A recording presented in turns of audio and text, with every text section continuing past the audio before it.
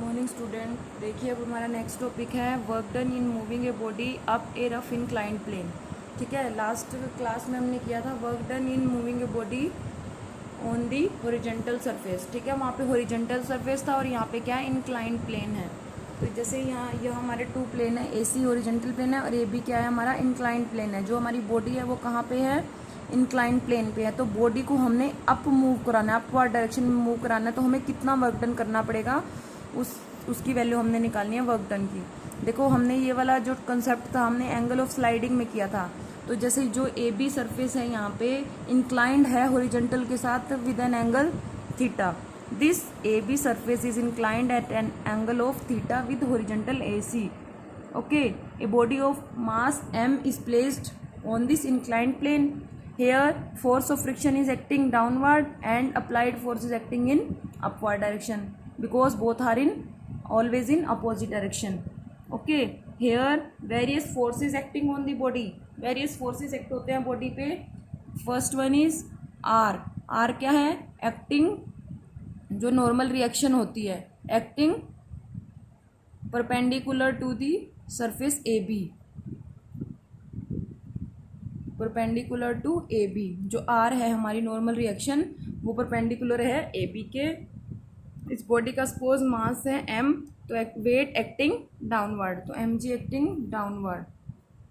ठीक है, तो अब हमारी जो बैलेंस कंडीशन होती है या फिर हम बोल सकते हैं इक्विलिब्रियम कंडीशन।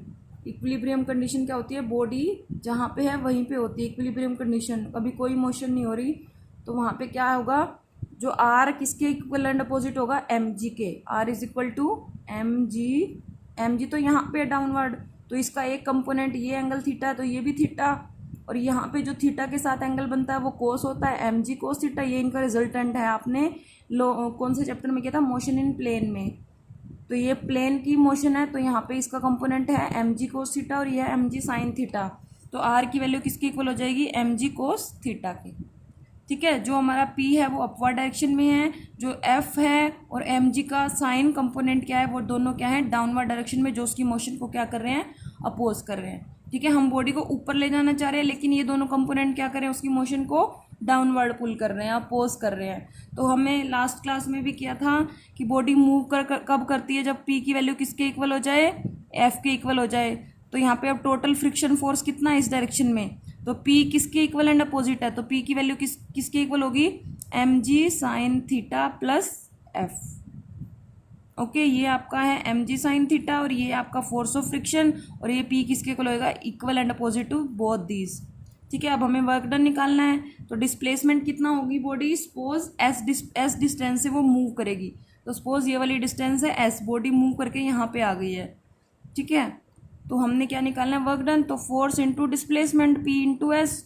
तो P की वैल्यू क्या है, M G sine theta. F की वैल्यू क्या होती है, F की वैल्यू क्या होती है, म्यू के इंटू आर। जो हमने लास्ट में किया था म्यू की वैल्यू होती है F अपॉन आर, तो F की वैल्यू होगी म्यू के इंटू आर इंटू एस। तो हमारी वैल्यू क्या आ गई, एम जी into sine theta plus mu के इंटू आर की वैल्यू क्या है, यहाँ से इक्वेशन 1 से एम जी कोस थीटा। तो एम जी तो बाहर ले लिया हमने कॉमन, तो यहाँ रह गया कोस थीटा इंटू एस। तो ये हमारा आ गया work done in an inclined plane, motion of a body up a inclined plane.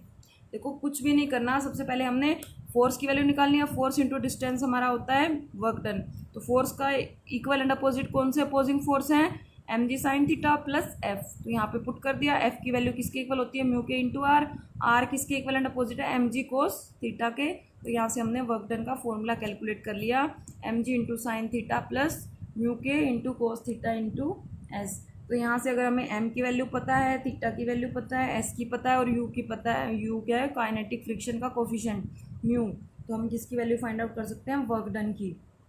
ठीक है, ये बात आपको याद रखनी है। अगर बॉडी को हॉरिजॉन्टल सरफेस पे मूव करना है तो हमें वर्क डन करना पड़ेगा against the force of friction. ठीक है, हॉरिजॉन्टल सरफेस पे अगर मूव कर रही है बॉडी तो हमें against the force of friction हमें वर्क डन करना पड़ेगा। ठीक है, अगर बॉडी इंक्लाइंड प्लेन पे है, मूव कर रही है, तो हमें वर्क डन करना पड़ेगा फ्रिक्शन के अलोंग भी और साइन कंपोनेंट ऑफ वेट के साइन कंपोनेंट के अपोज भी हमें वर्क डन करना पड़ेगा। ठीक है, ये चीज़ ध्यान रखनी है दोनों में। ओके, नोट डाउन करो अपनी नोटबुक में. If any problem then ask. Okay जी, थैंक यू.